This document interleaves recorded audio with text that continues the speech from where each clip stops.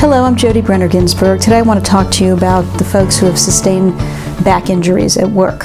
Whether you're a truck driver, CNA, warehouse worker, retail person, waiter, waitress, whatever the case may be, and you've hurt your back, it is very, very difficult.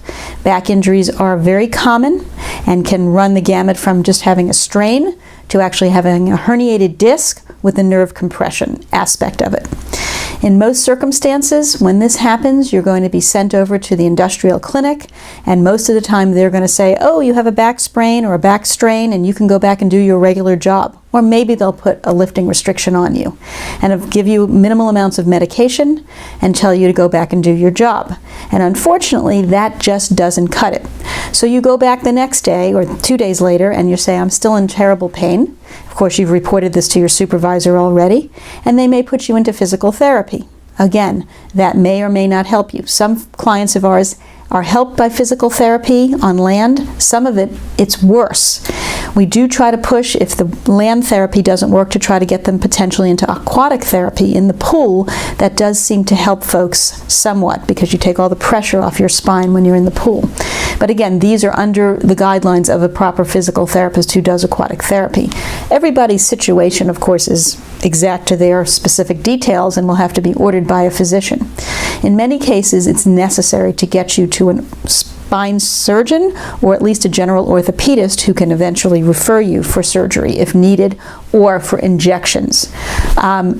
The key, of course, is also trying to get an MRI done, because no one can tell you whether or not you've herniated a disc in your back, whether it be your mid-back or your low back or your neck for that matter, unless there's an MRI done. X-rays are not going to show that.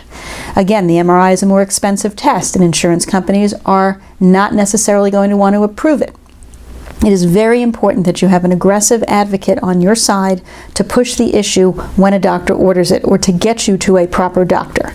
Again, back injury, back pain, radiating pain into your buttocks, down your leg, into your foot or toes, or if it's in your neck, going into your hands or arms, can be extremely painful and very limiting to you being able to perform tasks at work and tasks at home.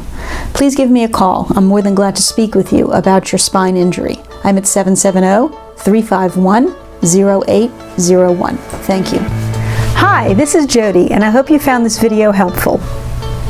If you'd like to know more about all rights and benefits available to you under the Georgia Workers' Injury Laws, I'd like to invite you to download my Georgia Workers' Compensation Survival Kit that I created for folks just like you. Some of the topics I cover include: can I get fired for filing a work injury claim? 8 critical mistakes to avoid.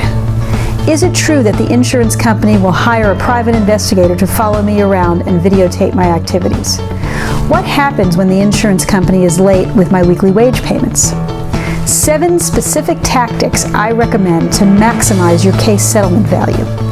If you or a loved one needs to maximize your recovery from your Georgia Workers' Compensation claim, you'll find this survival kit important reading. Download your survival kit right now and at no cost. Just visit my website and sign up. It's that easy. Please act now, and as always, I wish you the best.